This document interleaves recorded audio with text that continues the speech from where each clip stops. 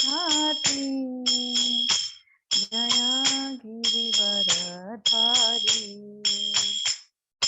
यशोदानंदन व्रज जनरंजन यशोदानंदन व्रज जनरंजन यशोदानंदन व्रज जनरंजन जमुना तीरा वनचारी जमुना तीरा वनचारी जय राधा माधव कुंज बिहारी हरे कृष्ण कृष्णा कृष्णा हरे हरे हरे राम राम राम हरे हरे हरे कृष्ण कृष्णा कृष्णा हरे हरे हरे राम राम राम हरे हरे हरे कृष्ण कृष्ण कृष्ण हरे हरे हरे राम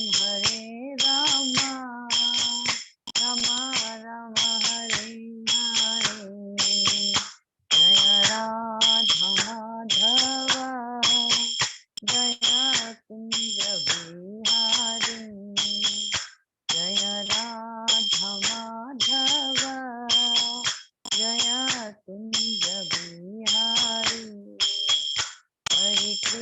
हरे कृष्ण कृष्ण कृष्ण हरे हरे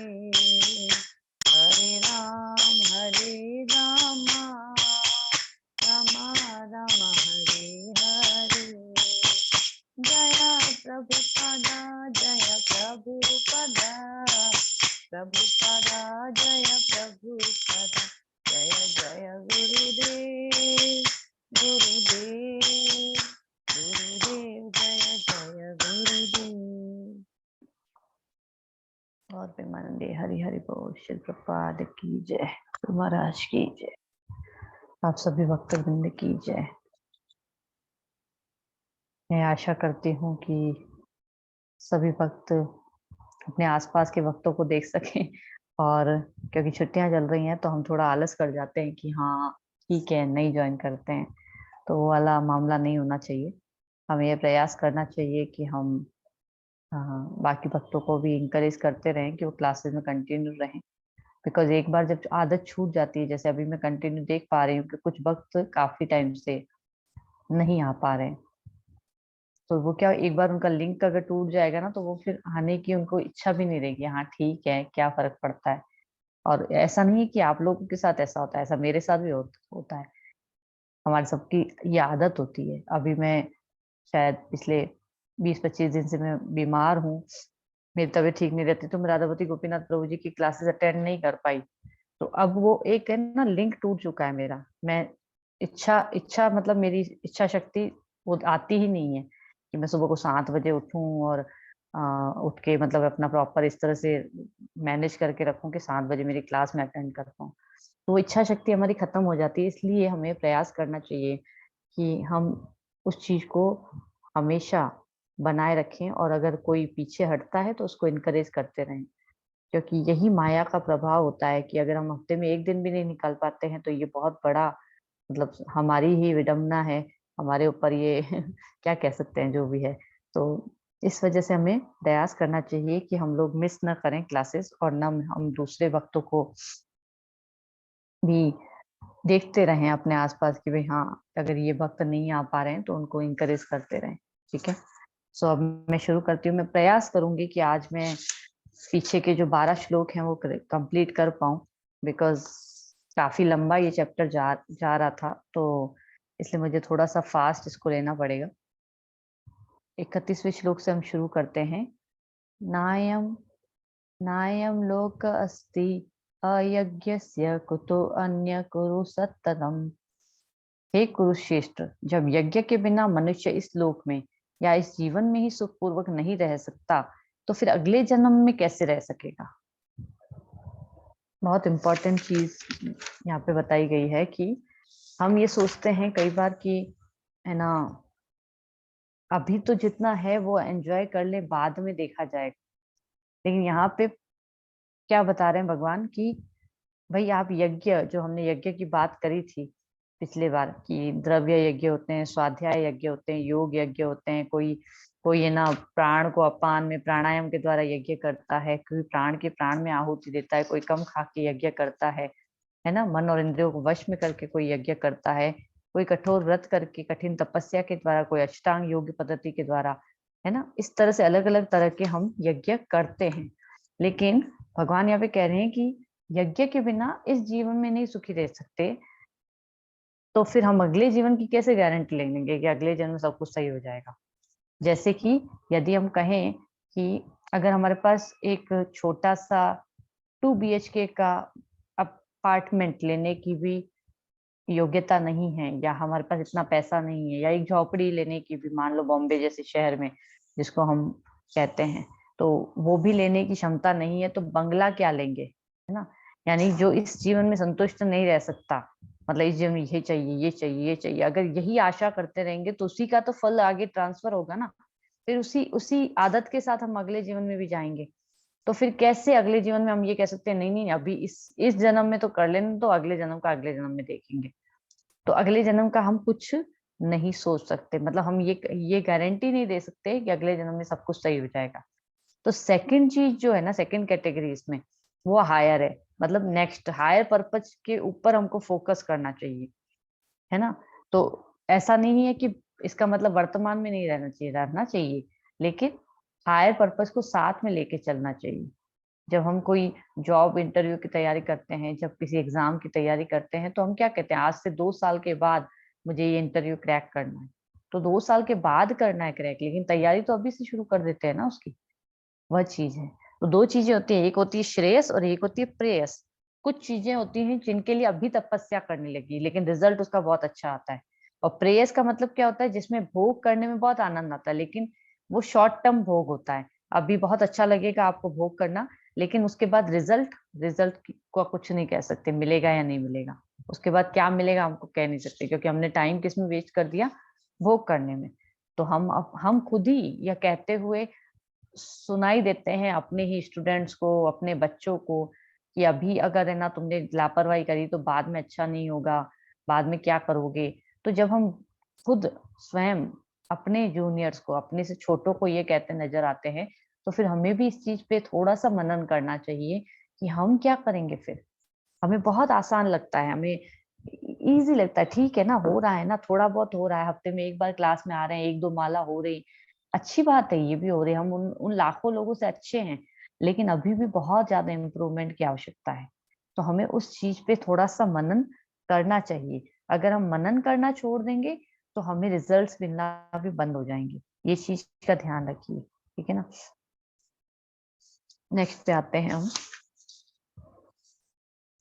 एवं बहुविधा यज्ञा वित्ता ब्रह्मणो मुखे कर्म जान विधितान सर्वाने एवं ज्ञात्वा विमुक्ष्यसे।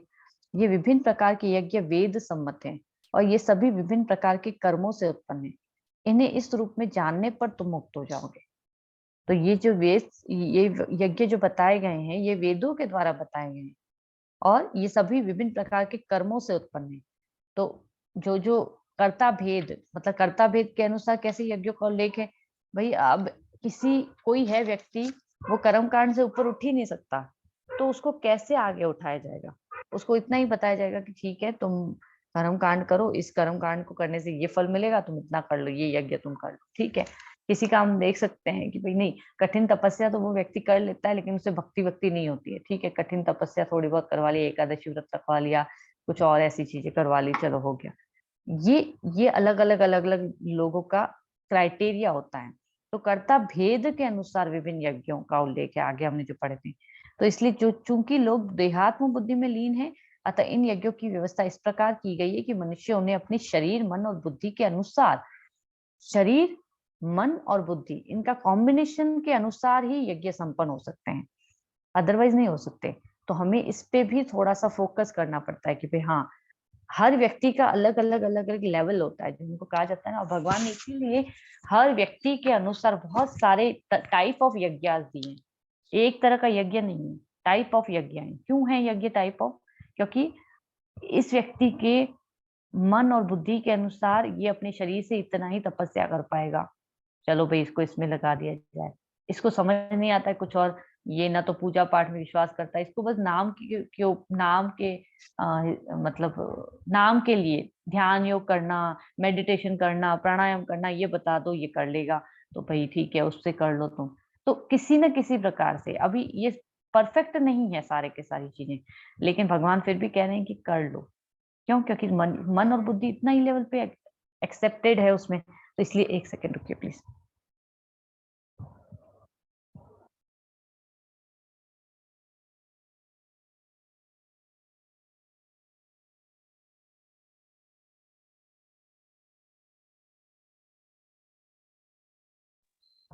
सॉरी। तो मन और बुद्धि उसी लेवल पे एक्सेप्ट कर रहे हैं उसके, उससे ज़्यादा नहीं जा सकते। तो इसलिए उसके लिए बताया गया कि भई इतना ही वो कर पाएगा, तो उसके लिए उतनी ही व्यवस्था की गई। ये सारे टाइप ऑफ यज्ञ जो हमने लास्ट टाइम पढ़े थे। लेकिन प्रभुपाद कह रहे हैं देह से मुक्त होने के लिए इन सब का विधान है, और इसी की पुष्टि यहाँ पर भगवान ने अपने श्रीमुख से की है, कि विधान है। हाँ, ये ध्यान योग है, ये ज्ञान योग है, ये कर्म कांड है ना? इस तरह से ये अलग-अलग विधान है। कोई प्राणायाम, कोई कोई कठिन तप, कोई अष्टांग योग पद्धति, ये सब अलग-अलग तरह के यज्ञ हैं जो हमने लास्ट टाइम डिस्कस किए थे। जो लोग नहीं आए थे उनको पता नहीं होगा, ठीक है? और नेक्स्ट श्लोक पे आते हैं। श्रेयान द्रव्यमय्याद्य सॉरी श्रेयान् द्रव्यमय्यात् यज्ञात् ज्ञानी यज्ञ परन्तप सर्वकर्माखिलं पार्थ ज्ञाने परिसमाप्यते। हे परंतप, द्रव्य यज्ञ से ज्ञान यज्ञ श्रेष्ठ है। हे पार्थ, अंतोत गत्वा सारे कर्म योग्यों का अवसान दिव्य ज्ञान में होता है। तो द्रव्य यज्ञ से ज्ञान यज्ञ श्रेष्ठ है। द्रव्य यज्ञ क्या मतलब? कि जो हम कहते हैं पैसा, इसका इसको करने से ऊपर जो हम ज्ञान दूसरों को देते हैं वो श्रेष्ठ है। या अपने लिए भी वही चीज है कि हम आंख मूंद कर यज्ञ नहीं करते हैं। जो हम करते हैं उसके बारे में हमको पता होना चाहिए, क्लियर होना चाहिए गोल कि किसके लिए। जैसे कि भिन्न भिन्न प्रकार के लोग होते हैं, हॉस्पिटल में आते हैं, तो हर किसी को एक ही दवाई नहीं दी जाती है, अलग अलग दवाई होती है सबके लिए। इसीलिए जो प्रचार करना होता है ना, तो बहुत ज्यादा हमको उसके ऊपर फोकस्ड करना होता है। लोग बार-बार चले जाते हैं, बार-बार उनको किसी न किसी तरह से एनकरेज करके लाना पड़ता है। क्यों होता है ऐसा? सबके जीवन में ब बाधाएँ आती हैं, लेकिन कुछ लोग होते हैं जो नियमित बने रहते हैं, और कुछ लोग होते हैं जो बार-बार उनको लाना पड़ता है। ऐसा क्यों होता है? ऐसा इसलिए होता है क्योंकि हमारे एक कैटेगरी वाइज़, मतलब हम जो है ना, इस लेवल पे हैं कि अभी बहुत हाई डोज़ देना पड़ेगा। अभी इस व्यक्ति को कम डोज़ में ही काम चलाना पड़ेगा, नहीं तो इसको एलर्जी हो जाएगी। ये इस तरह से डॉक्टर्स भी देखते हैं ना प्रिस्क्रिप्शन में। तो वैसे ही यहाँ पे भी होता है। प्रचार करने के लिए भी हर व्यक्ति के साथ अलग तरीके से डील करना पड़ता है हमको।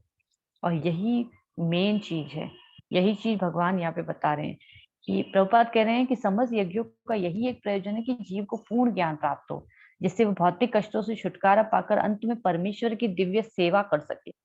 अब यज्ञ का प्रयोजन तो यही है कि पूर्ण ज्ञान प्राप्त हो, है ना? लेकिन कर्ता की श्रद्धा के अनुसार यज्ञ विभिन्न रूप धारण कर लेते हैं। जब यज्ञकर्ता की श्रद्धा दिव्य ज्ञान के स्तर तक पहुंच जाती है, तो उसे ज्ञान रहित द्रव्य यज्ञ करने वाले से श्रेष्ठ माना जाता है, क्योंकि ज्ञान के बिना यज्ञ भौतिक स्तर पर रह जाते हैं। तो ज्ञान के बिना जब यज्ञ किया जाता है, द्रव्य यज्ञ, मान लो आपने पैसा दे दिया, अब द्रव्य यज्ञ मतलब आपने किसी को आपने कुछ दान दिया। अब दान देने के बाद आपने ये नहीं देखा कि वो दान का पैसा कहाँ जा रहा है। वो सही जगह, मान लो आप बेगर्स को देखते हैं, आप जाके वहां पे 2 रुपए, 5 रुपए, 10 रुपए दे देते हैं। कल ही मैं किसी से बात कर रही थी, तो उन्होंने कहा कि भाई ये बेगर्स जो होते हैं ये क्या करते हैं। मैंने छोटे छोटे बच्चों को खुद देखा है कि वो जाके वो बाम और ये चीजें ऐसी लेते हैं, उनको स्नैक, मतलब वो उस तरह की चीजों से वो नशा करते हैं, क्योंकि उनके लिए भाई बड़ा वाला नशा लेना तो पॉसिबल नहीं है, तो वो इस तरह की चीजों से नशा करते हैं। आपने कई बार सुना होगा, राधा प्रभु भी बताते हैं कि कॉलेजों में उनके साथ जो लोग रहते थे या ऑफिसेज में, वो जो तमोगुण में होते हैं वो क्या करते हैं, वो बहुत अजीब सी, मतलब सड़ी हुई ब्रेड हो गई, उसका नशा करना, या उसके ऊपर वो लगा के उसका नशा करना, अजीब अजीब सी चीजों, जिससे मतलब बस उनको एक सुकून मिलता था कि हाँ हम कुछ कर रहे हैं। ये चीज इस तरह से भी होती है। तो वहां के स्तर के भी लोग होते हैं। अब उस तमोगुण के स्तर पे लोग हैं, मान लो प्रभुपाद ने कैसे किया होगा तब, उस वक्त प्रभुपाद जब गए थे तो ऐसे ही लोग थे। उनको वहां से उठा के उनको सत्वगुण पे लाना, तमोगुण से व्यक्ति को उठा के सत्वगुण में लाना, उसके लिए बहुत ज्यादा हाई लेवल की जरूरत होती है, जो प्रभुपाद के पास था। अब हमारे पास वो चीज नहीं होती है, लेकिन हम फिर क्या करते हैं, हम बार बार प्रयास करते हैं फिर। इसलिए हमको बार बार प्रयास करना चाहिए। कोई भी भक्त कभी छूटता हुआ नजर आए तो उससे बार बार उसके पीछे थोड़ा सा लगना चाहिए हम, ये चीज है। तो इसलिए क्या बता रहे हैं, ज्ञान के बिना यज्ञ भौतिक स्तर पर रह जाते हैं। तो जो मैं बता रही थी कि अब दान दे दिया आपने, द्रव्य यज्ञ किया, लेकिन भौतिक स्तर पर, अच्छा किसी को कपड़े दिला दिए, क्या होगा, कितने कितने दिन वो कपड़े पहन लेगा, फिर से वो वैसा ही वैसा आ जाएगा। इवन कई लोग तो ऐसे करते हैं कि कपड़े आपने दिए, वो दूसरे दिन उसको बेच के आ जाएंगे, फिर से आप आओ, आपके पास वैसे कैसे आपको नजर आएंगे। आपने उनको कर्म करना नहीं सिखाया, हम उनको कर्म करना नहीं सिखा सकते ऑफकोर्स, हम उनको नाम जप करना भी नहीं सिखा सकते, उस लेवल पे हम होते नहीं। लेकिन एटलीस्ट हम जिनको सिखा सकते हैं हम उनको उनके लिए करें। तो इसलिए चाहे द्रव्य यज्ञ देना हो या ज्ञान यज्ञ करना हो, यानी कि अपने लिए स्वीकार करना हो या दूसरों को देना हो, तो भी उन्हें ध्यान रखना चाहिए हमें कि हम भगवत गीता का ज्ञान लोगों को दे पाए।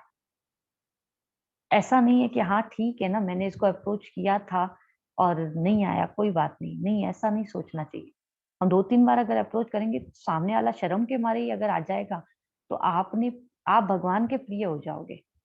क्यों? क्योंकि आपने प्रयास किया, कृष्ण ने देखा, और फिर कृष्ण उसके हृदय में उस चीज को विकसित कर दे कि देख सामने वाला बार बार आ रहा है, चाहो चलना तो चाहिए हमको। ये चीज हमको बार बार सोचनी चाहिए। बार बार सोचिए, प्रभु प्रभु जी बार बार क्लासेस में बताते हैं कि करोड़ों करोड़ों लोग हैं प्रचार करने के लिए। अगर हम कुछ 100 को भी कर पाते हैं तो भी हम बहुत कम स्तर पे हैं। करोड़ों लोग हैं, है ना। एक सेकंड रुकिए।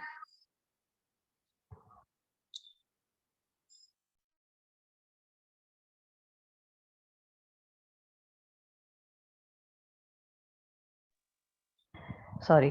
तो इस तरह से हमको यह समझना चाहिए कि यज्ञ वो श्रेष्ठ है जिसका अंत ज्ञान में हो, है ना। ज्ञान की उन्नति के बिना यज्ञ जो है भौतिक कर्म होता है। लेकिन जब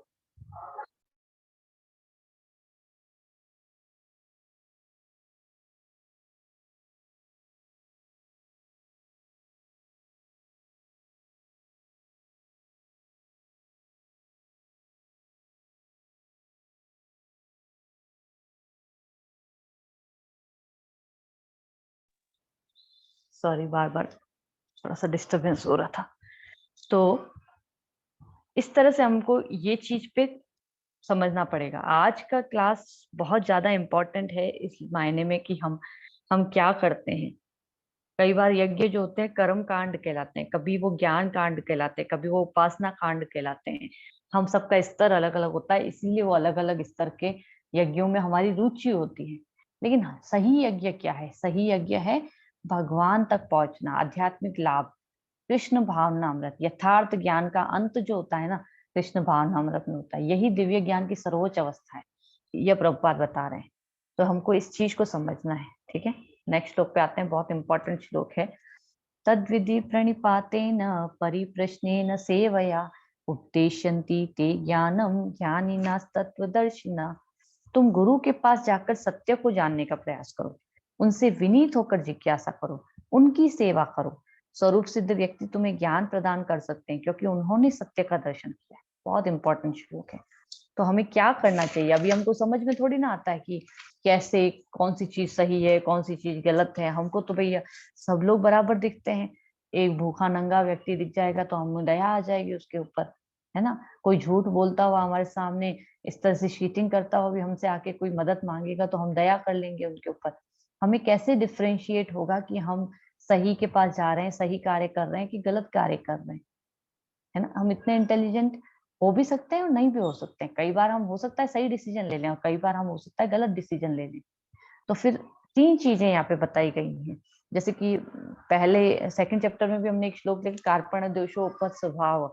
वो वाला श्लोक में क्या था कि भगवान को अर्जुन सरेंडर करते हैं, बोलते हैं कि अब मैं आपके शरणागत हूँ, आप मेरे गुरु हैं और आप अब मुझे दिव्य ज्ञान प्रदान कीजिए। आप मुझे ज्ञान प्रदान कीजिए कि मुझे क्या करना चाहिए, है ना? तो यहाँ पे भी वैसे ही 3 चीज़ें बताई गई हैं।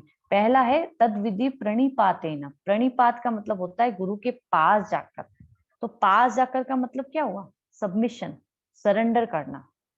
तो जब हम पास जाते हैं तो हम सरेंडर करते हैं। इसी प्रकार से जो मैंने अभी बताया 2.6 और 2.7 एक बार मैं श्लोक निकाल के पढ़ती हूँ आप लोगों के लिए।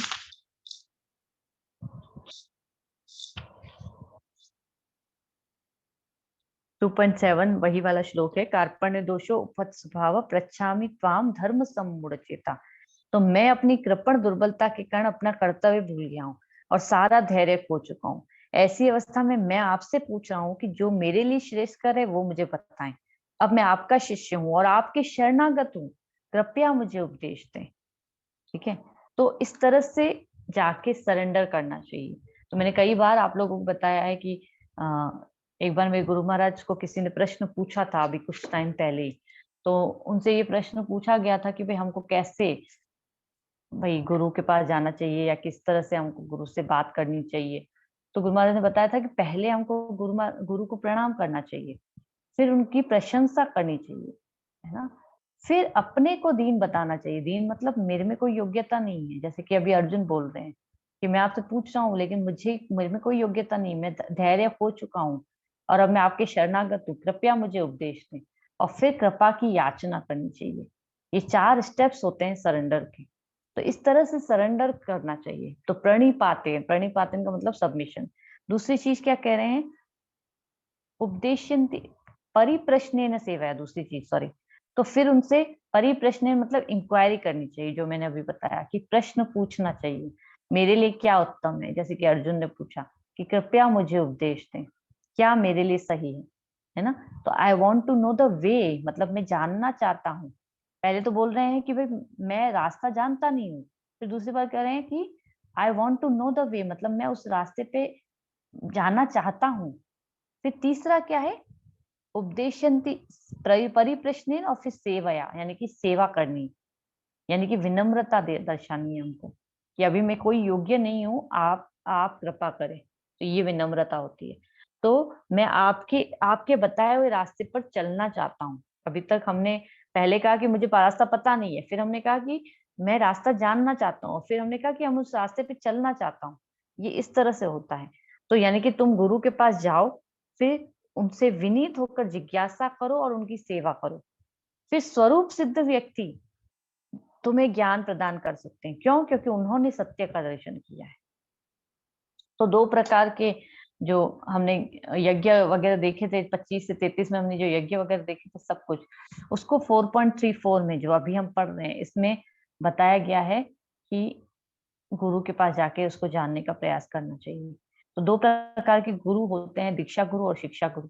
तो इंडिया में हमारे कई बार ये प्रॉब्लम हो जाती है कि हम हर किसी को एक तो गुरु बना लेते हैं बहुत जल्दी से बिना सोचे समझे, और या फिर ऐसे लोग होते हैं जो गुरु बनाना ही चाहते हैं, भैया सब सब धोखेबाज है, सब धोखेबाज है, सब धोखेबाज है। दोनों ही चीजें गलत हैं।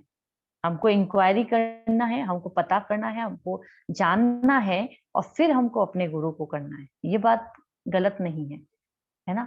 लेकिन अगर आप ये सोचेंगे कि नहीं नहीं सब धोखेबाज है, सब धोखेबाज है, इसलिए हम करना ही नहीं हमको, तो ये भी गड़बड़ है, क्योंकि आप अपना ग्रोथ रोक रहे हैं। फिर उसके कारण हमारी ग्रोथ रुक रही है, क्योंकि गुरु बिना गत नहीं, गुरु के बिना गति नहीं है।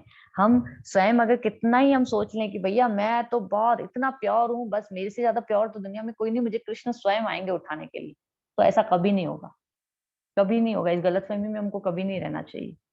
जब तक गुरु स्वरूप सिद्ध व्यक्ति हमें इवन ऐसा कहना चाहिए कि वो हमारी गंदगी को सब खींच लेते हैं, और उसके बाद वो हमको प्योर करते हैं, तब हम कृष्ण के सामने जाने के लायक बनते हैं। अदरवाइज कृष्ण देखते भी नहीं है। हमको बुरा लगता है इस चीज को सोच के, लेकिन वास्तव में ऐसे कृष्ण बहुत अच्छे हैं, लेकिन नियमों में सर्वधर्मान परित्यज्य ही मानते हैं वो। तो इसलिए फिर राधा रानी का स्कोप रहता है, फिर राधा रानी से नीचे बलराम जी का स्कोप रहता है, फिर बलराम जी से नीचे हमारे गुरु का स्कोप रहता है। तो मतलब हम वहां से चलते हैं ऊपर की तरफ। हम डायरेक्ट जाने का प्रयास करेंगे तो कृष्ण कभी देखेंगे भी नहीं। इस चीज को समझना चाहिए। तो एक तो प्रॉब्लम यह है कि गुरु का मतलब तस्वीर टांग लो, माला ले लो, मंत्र ले लो और बस उस मंत्र को जपो, नहीं जपो कोई फर्क नहीं पड़ता। पूरी जिंदगी पता ही नहीं है गुरु कहाँ है, आप कहाँ हो, बस हमने मंत्र लिया हुआ है। ये गुरु करने का कोई मतलब नहीं है। ऐसे गुरु करने से कोई फायदा नहीं है ना। और या फिर हमको ये भी नहीं पता है कि हमको उनको गुरु बनाना चाहिए था, नहीं बनाना चाहिए था। भैया समाज में सब बना रहे हैं इसलिए हमने भी बना लिया, तो ये भी गड़बड़ है। कुल देवी या कुल देवता थोड़ी ना होते हैं गुरु, भाई समाज वाले मान रहे हैं इसलिए मेरे को भी मानना जरूरी है। नहीं, यहाँ पे गड़बड़ है, हमको ये समझना पड़ेगा इस चीज को। और फिर उसके बाद अपनी लाइफ को गुरु की आज्ञा का पालन करने में और सेवा करने में बिताना है। हम पूरी तरह से शरणागत तो नहीं हो पाते हैं, लेकिन हम जितना कर सके हमको करना चाहिए। भैया ठीक है, हफ्ते में 2 दिन निकाल सकते हैं, सैटरडे संडे निकाल सकते हैं, 2 घंटे निकाल सकते हैं हफ्ते में, ठीक है 2 घंटे हम निकालेंगे और हम प्रचार करेंगे, क्योंकि गुरु महाराज को पसंद है प्रचार करना। आप देख पाते हैं कौन सा हम इससे ज्यादा कर पाते हैं। मैं अपनी बात कर रही हूँ। तो नहीं कर पाते, लेकिन इतना पसंद है ना, ठीक है इतना ही प्रयास कर लें, कम से कम कुछ तो करें, चीटी जितना ही करें, करे तो सही। तो यह चीज हमको आने वाले टाइम में आप सबको भी समझनी है, सबको समझनी है। केवल ये नहीं है कि भैया अपने घर पे हाँ ठीक है 4 माला हो रही है, 8 माला हो रही है, 6 माला हो रही है, 10 माला हो रही है, 16 माला हो रही है, बड़ी बहुत बढ़िया है, बहुत बढ़िया है। नहीं, बहुत बढ़िया नहीं है ये। जाना नहीं है क्या? कृष्ण के पास जाना है। और कृष्ण के पास जाने के लिए गुरु की आवश्यकता है हमको। ऐसे ही नहीं सोचना चाहिए बहुत बढ़िया है सब कुछ। और या फिर भौतिक जगत में बंधे नहीं, ये नियम, ये प्रॉब्लम है मेरे साथ, ये मेरे घर घर में प्रॉब्लम है, वो मेरे साथ प्रॉब्लम है, मेरी जॉब है, मेरा पैसा है, मेरा बच्चे हैं, सबके साथ है वो। लेकिन टाइम हम कैसे अपना कहाँ यूटिलाइज करते हैं ये हमारे ऊपर है। तो इस चीज को बार बार मैं बताती हूँ, क्योंकि ये बहुत इंपॉर्टेंट चीज है। तो जो व्यक्ति, जैसे कि दीक्षा गुरु और शिक्षा गुरु जो मैं बता रही थी, तो दीक्षा गुरु तो एक ही होता है आपका स्वरूप सिद्ध व्यक्ति, और शिक्षा गुरु आपके बहुत सारे हो सकते हैं। शिक्षा हम पेड़ से भी ले सकते हैं, शिक्षा हम धरती माँ से भी ले सकते हैं, है ना। शिक्षा भागवतम बताया जाता है, शिक्षा गुरु आपके बहुत सारे होते हैं। और सबसे पहले शिक्षा गुरु हमारे कौन है? प्रभुपाद है, जिनकी हम पुस्तकों को पढ़ते हैं। तो प्रभुपाद तो हर वक्त हमारे शिक्षा गुरु हैं। कभी किसी को किसी की बात भी समझ में नहीं आए तो प्रभुपाद से प्रार्थना करनी चाहिए। वो हमें इंटरनली गाइड करते हैं कि आपको ये करना चाहिए। लेकिन डम्ब होके नहीं बैठना है, मेरे कहने का मतलब डम्ब नहीं होना है कि भैया नहीं नहीं नहीं कोई नहीं, चलता है चलता है चलता है, चलता नहीं है, चलेगा नहीं। अगर हम उन लाखों लोगों में से एक हो गए हैं तो अब हमको उन करोड़ों लोगों में से एक बनना है, जो कि भगवान के पास जाते हैं।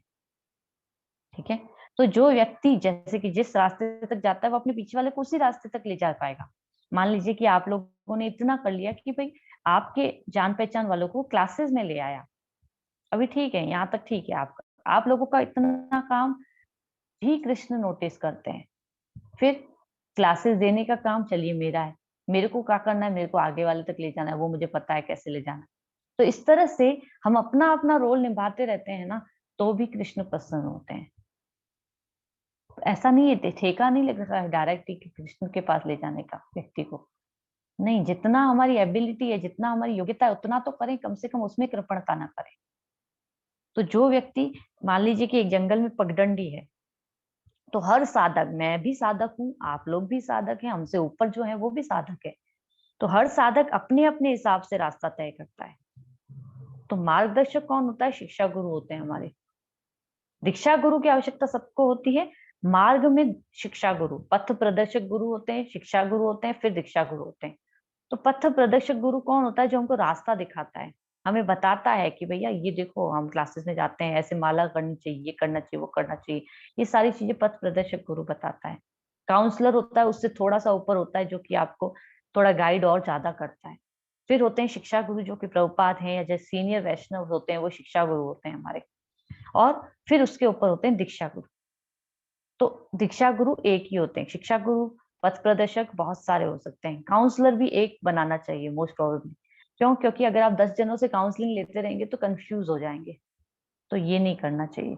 तो ये सब चीज़ें मैं क्यों बता रही हूँ? बिकॉज़ हम लोग अनअवेयर फॉर्म में बस चलते जाते हैं। सालों-सालों क्लासेस अटेंड कर रहे हैं, सोलह माला कर रहे हैं, लेकिन पता नहीं है आगे क्या? अरे भाई कॉलेज पूरा करना है कि नहीं करना है? कॉलेज के बाद मास्टर्स करनी है कि नहीं करनी है? ये भी तो पता होना चाहिए ना, कैसे करनी है? तो फिर जब हम इंटरेस्ट ही नहीं दिखाएँगे, 10 साल तक कॉलेज में ही बैठे रहेंगे तो कैसे काम चलेगा? इस चीज़ को समझने के लिए हमें अवेयर रहना चाहिए कि हमें आगे क्या करना है, ठीक है? और इवन ये वाला रास्ता तो इतना खतरनाक है, माया देवी के इतने सारे क्या कहते हैं ऑब्स्टेकल्स आते हैं कि है ना गायब होते रहते हैं लोग। 5 साल तक व्यक्ति आ रहा होता है, अचानक से उसको कुछ हो जाता है, वो गायब है। क्यों गायब है पता नहीं चल रहा है। मतलब इतना दीक्षित-दीक्षित भक्त पीछे हो जाते हैं। ऐसी बात नहीं है कि दीक्षा लेने के बाद आप पीछे नहीं हो सकते हैं। इसीलिए हमको बार-बार, बार-बार कृपा की याचना करनी पड़ती है। ये जो बताया जा रहा है ना कि वो विनीत होकर उनसे जिज्ञासा करनी है और फिर उनकी सेवा करनी है। तब वो ज्ञान प्रदान करता है क्योंकि उन्होंने सत्य का दर्शन किया है। तो आज हम आपको पहले एक छोटा-सा वीडियो दिखाएँगे। प्रवीण प्रभु आप प्लीज़ वहाँ से चला दीजिए और उसके बाद हम आगे डिस्कस करेंगे इसके बारे में। पहले आप वीडियो देख लीजिए, उसके बाद मैं बताती हूँ कि कौन-कौन है वो। नाम बता सकती हूँ, श्रील भक्ति सिद्धांत सरस्वती ठाकुर महाराज हैं और गौर किशोर दास बाबा जी महाराज हैं। तो इनका नाम आप लोगों ने सुन रखा होगा।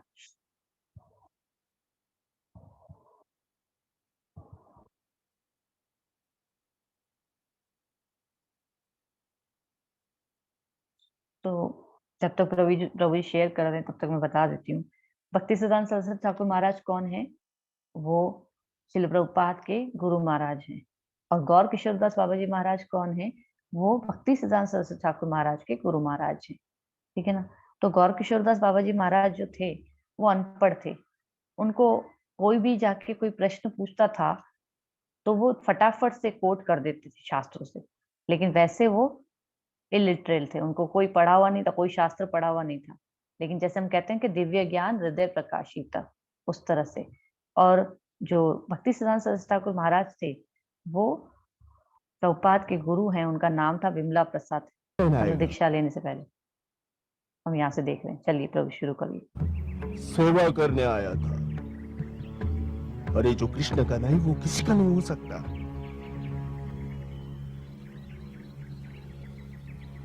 हरे कृष्ण कृष्ण कृष्ण हरे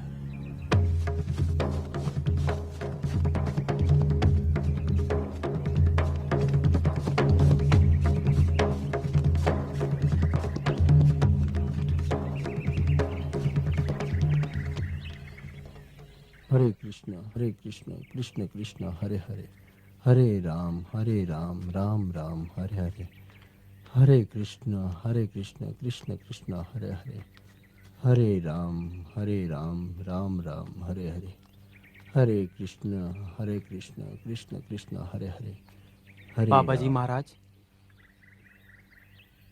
तुम क्यों आए हो? कुछ लाए हो साथ? नहीं महाराज,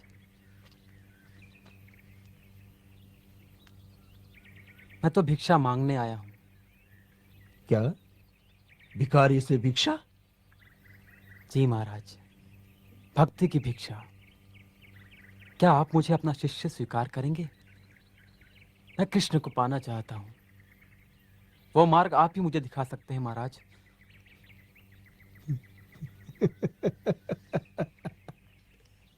विमल प्रसाद।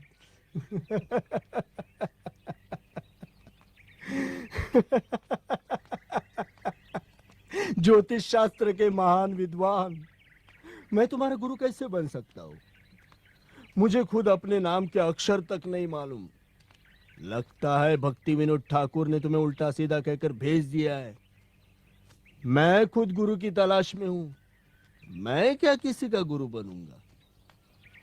महाराज, बात मत टालिए मेरी। मैं आपका शिष्य बनकर वो भक्ति रस पाना चाहता हूँ जिससे मेरे व्याकुल मन को शांति मिले। वो मार्ग मिले जिस पर चलकर मेरा जीवन सफल हो जाए। और वो मार्ग मुझे आप ही दिखा सकते हैं बाबा जी महाराज। अंधे से मार्ग पूछ रहे हो? जाओ, किसी ऐसे गुरु को खोजो जिसमें तुम्हें मार्ग दिखाने की क्षमता हो, जो तुम्हारे योग्य हो। इसीलिए तो आपके पास आया हूँ। यहाँ कुछ नहीं मेरे पास, कुछ नहीं, जाओ। हरे कृष्ण कृष्ण कृष्ण। क्या आपको मुझ पर विश्वास नहीं महाराज? कृष्णा, आप किसी भी तरह की परीक्षा ले लीजिए, मैं तैयार हूँ। ठीक है, जाओ। मैं कृष्ण से पूछूंगा, यदि कृष्ण ने कहा कि मैं तुम्हारे गुरु बनने योग्य हूं तो मैं तुम्हें शिष्य बनाऊंगा। जाओ। हरे कृष्ण कृष्ण कृष्ण। सुना नहीं तुमने? जाओ। जी महाराज।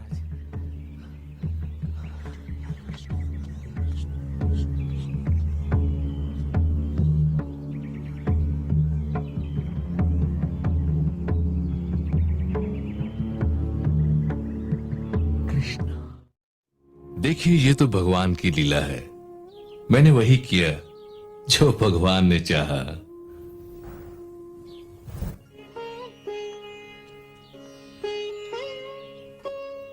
हाँ बोलो विमल, क्या हुआ? मिले वो? हाँ बाबा मिले। उनका स्वभाव देखकर मैंने अपना इरादा और भी अटल कर लिया है। बाबा, अगर मेरे कोई गुरु होंगे तो बस वही होंगे। मैंने तो अपना गुरु मान लिया है उनको। पर क्या कुछ कहा उन्होंने? बाबा, सब कुछ सुनने के बाद उन्होंने कहा कि कृष्ण ने यदि आज्ञा दी तो वो मुझे अपना शिष्य बनाएंगे।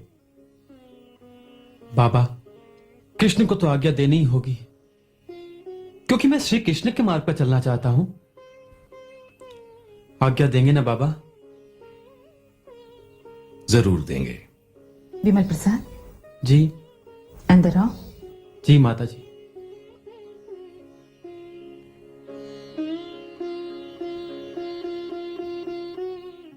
ठाकुर साहब, आपका पुत्र आपके 7 पुश्तों का नाम रोशन करेगा। धन्य है आप और आपका पुत्र। धन्यवाद। मेरी तो भगवान से कई दिन से प्रार्थना थी कि श्री चैतन्य महाप्रभु जी की वाणी को पूरा करने में कौन मेरी सहायता करेगा। ये तो भगवान की कृपा है कि उन्होंने मेरे ही पुत्र को चुना। ये उन दिनों की बात है जब मैं पुरी में रहता था। जिस रास्ते से रथ निकलता था उसी रास्ते पर मेरा घर था। हर वर्ष की तरह जब रथ का प्रस्थान उस रास्ते से हुआ तो रथ आके मेरे घर के नीचे रुका। विमल प्रसाद छोटे थे तो मेरी पत्नी उनको लेके श्री कृष्ण के दर्शन को गई और जाके श्री कृष्ण के चरणों में डाल दिया। तब कहीं से एक पुष्पमाला विमल प्रसाद के गले में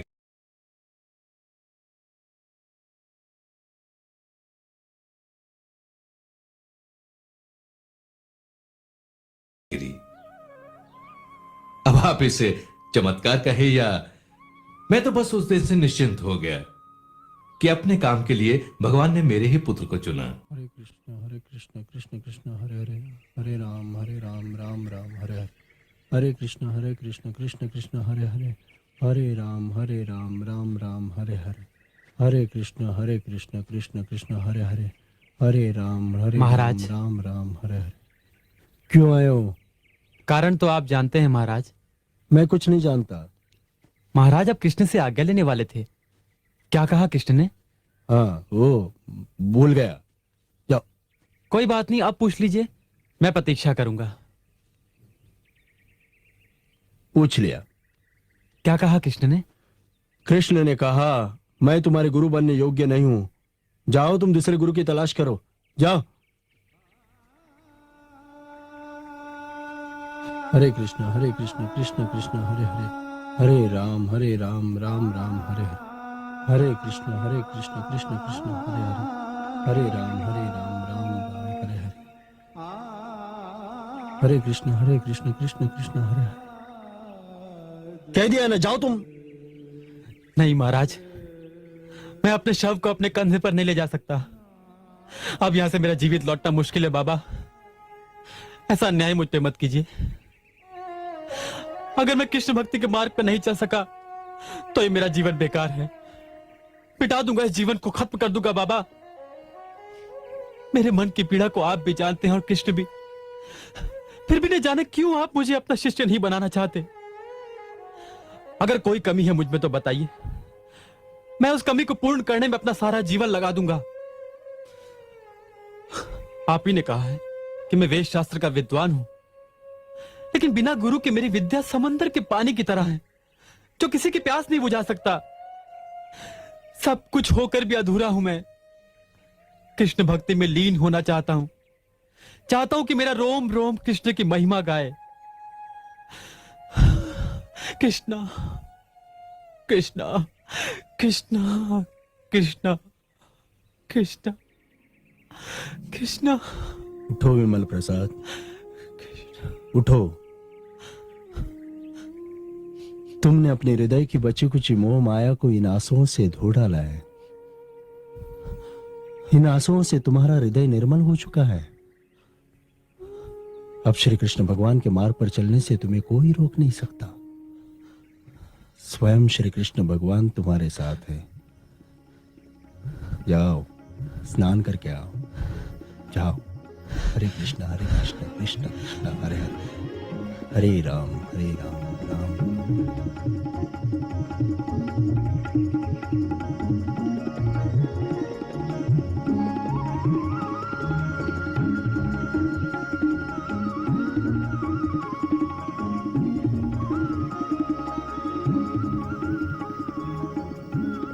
हरे कृष्ण कृष्ण कृष्ण हरे हरे, हरे राम राम राम हरे हरे, हरे कृष्ण कृष्ण कृष्ण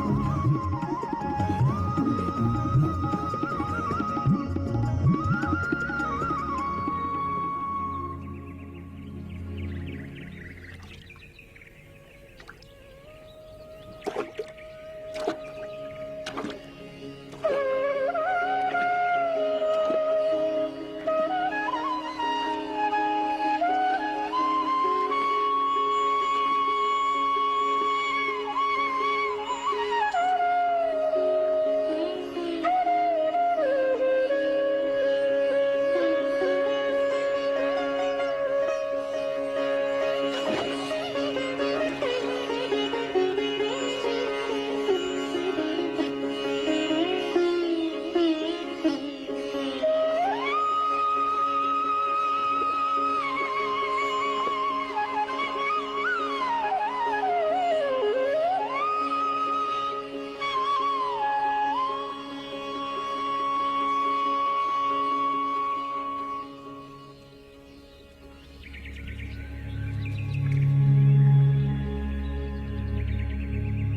ओम भूर्भुवः स्वः, ओम भूर्भुवः स्वः, ओम तस्सवितुर्वरेण्यं, ओम तस्य वितुर्वरेण्यं, देवस्य धीमहि, ओम भर्गो देवस्य धीमहि, धियो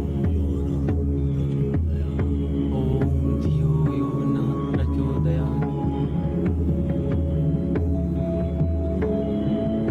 ओम धियो यो नः प्रचोदयात्।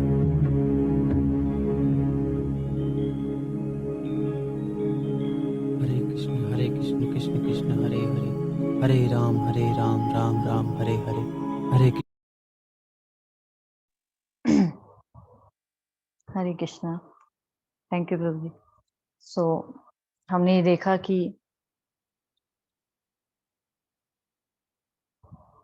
हरे कृष्णा, मेरी आवाज आ रही है ना? जी माता जी। तो यहाँ पे हमने देखा गौर किशोरदास बाबा जी महाराज जो थे वो किसी को दीक्षा नहीं देते थे, लेकिन यहाँ पे विमला प्रसाद जो कि श्री भक्ति सिद्धांत सरस्वती ठाकुर महाराज हैं, बाद में उनका नाम ये पड़ा था, तो उनको दीक्षा मिली क्योंकि वे उसके लिए आतुर थे।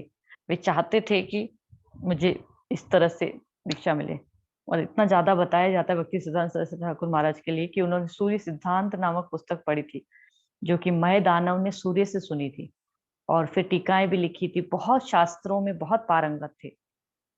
लेकिन भक्ति विनोद ठाकुर ने उनको कहा कि गौर किशोरदास बाबा जी महाराज के पास जाओ, और 17 बार, यहाँ पे तो कुछ बताया नहीं गया, शॉर्ट में बताया गया, 17 बार रिजेक्ट किया था विमला प्रसाद को, फिर उसके बाद एक्सेप्ट किया। तो इतना ज्यादा दीक्षा लेना जरूरी होता है। भक्ति शुरू होती है दीक्षा के बाद, उससे पहले तो हम प्रैक्टिस करते हैं सिर्फ।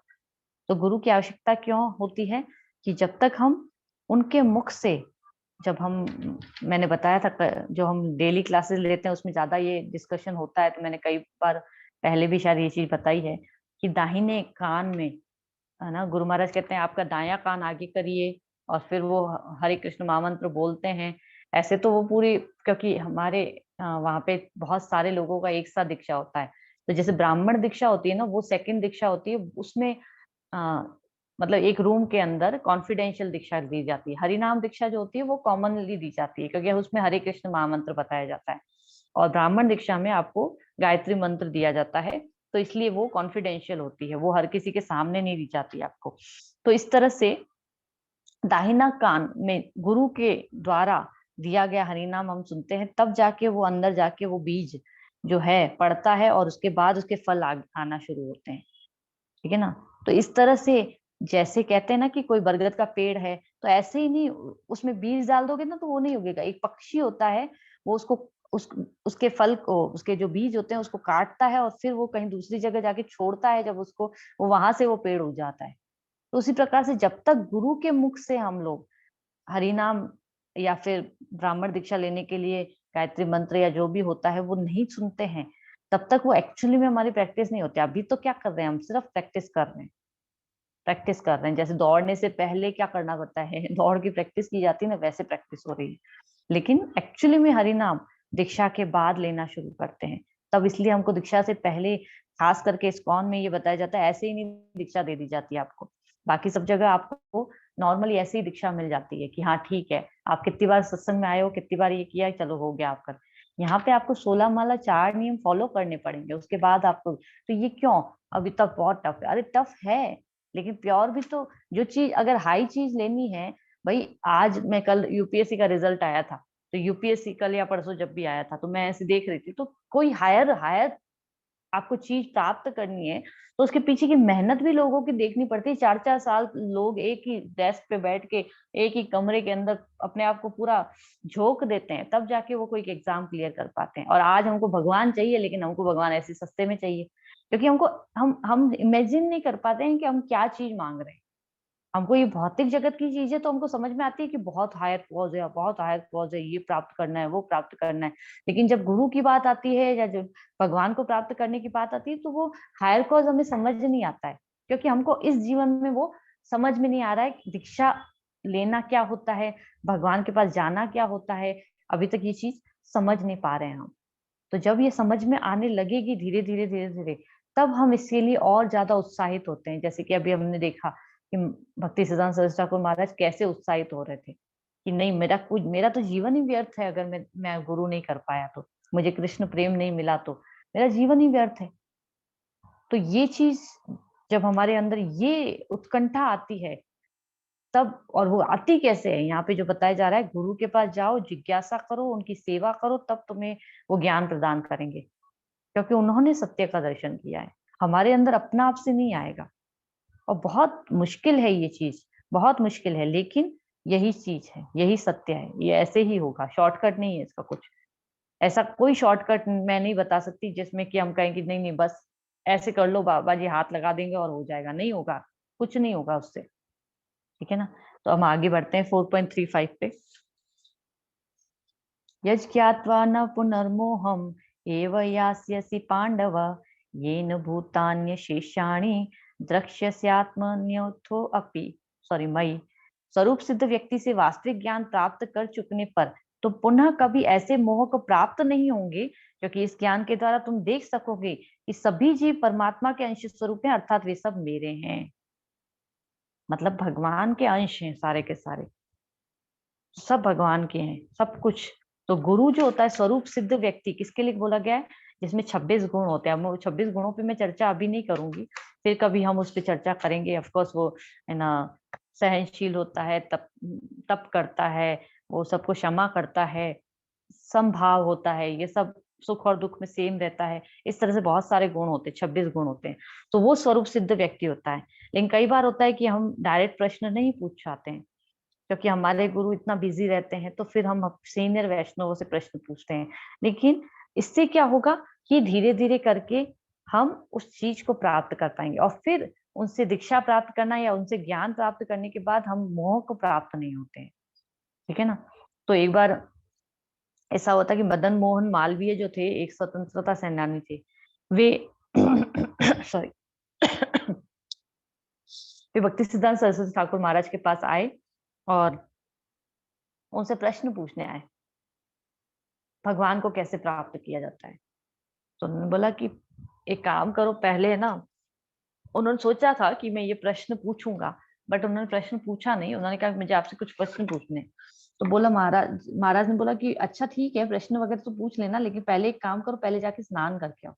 नहीं, बर्तन धोने जाओ, स्नान याद आ रहा है यहाँ पे मुझे। तो बर्तन धोने की एक सेवा है, तुम वहां पे जाओ, वो बर्तन धो के आओ। तो बोले बर्तन धोने हैं? ठीक है, चले गए वो बर्तन धोने। तो बर्तन धोते धोते धोते धोते काफी देर, 2 घंटे तक के बाद जब वो आते हैं तो बोलते हैं मेरे सारे प्रश्नों का उत्तर मुझे आपने जो सेवा दी थी वो करते करते ही मिल गए। क्योंकि उनको पता होता है कि इस व्यक्ति के मन में क्या है, वो आपको स्कैन कर सकते हैं।